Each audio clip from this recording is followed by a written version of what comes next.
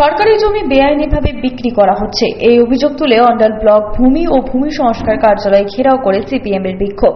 শুক্রবার সিপিএম এর পক্ষ থেকে সরকারি জমি বেআইনিভাবে বিক্রি করার অভিযোগ তুলে ব্লক ভূমি ও ভূমি সংস্কার কার্যালয়ে স্মারকলিপি প্রদান করা হয়। সিপিএম কর্মী রবীন সরকার বলেন, প্রশাসন এবং জমি কারবারিরা এক হয়ে গেছে। সরকারি জমি কেনা বেচা চলছে আর তার মদত দিচ্ছে প্রশাসন। তাদের দাবি অবিলম্বে এই দুর্নীতি বন্ধ করা হোক।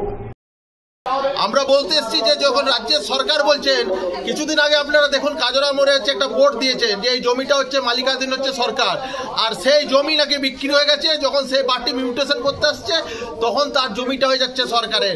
তাহলে মিউটেশনটা করার আগে জমিটা যখন রেজিস্ট্রেশন হলো তখন এই বিএলওর অফিসে রেজিস্ট্রেশনটা হলো, তাহলে তখন রেজিস্ট্রেশনটা কি করে হলো জমির রেজিস্ট্রেশনটা, আর আজকে বোর্ড পড়েছে যে সরকারের জমি। তাহলে আমরা সেই বলতে চাইছি যেগুলো খাস জমি সরকারের জমি, সেই জমিগুলো চিহ্নিত করতে হবে এবং গরিব মানুষের মধ্যে জমি বন্টন করতে হবে।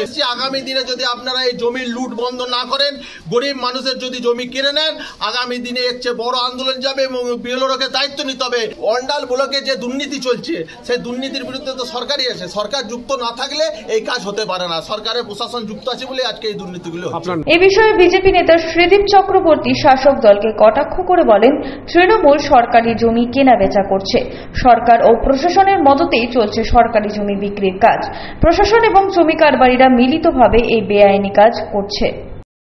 দেখুন, এই বিষয় নিয়ে আমরাও বারবার বিএলও থেকে বিডিও সমস্ত প্রশাসনিক দপ্তরে এই বিষয়ে আমরা বারবার বলেছি যে সরকার এবং এই তৃণমূল দুটো কোথাও কোথাও এক হয়ে যাচ্ছে। আমরা দেখতে পাচ্ছি সরকারি জমি মানেই তৃণমূল সেই সরকারি জমি দখল করে নিজেদের নাম করে, এবং সেই সাথে সাথে এই সরকারের যেসব প্রশাসনিক ভবন সরকারি দপ্তর রয়েছে তারাও এদের সাথে যুক্ত।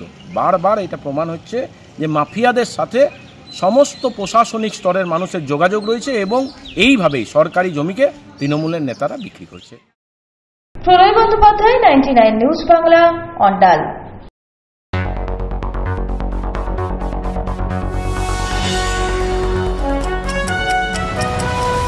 আপনারা দেখছেন 99 নিউজ বাংলা।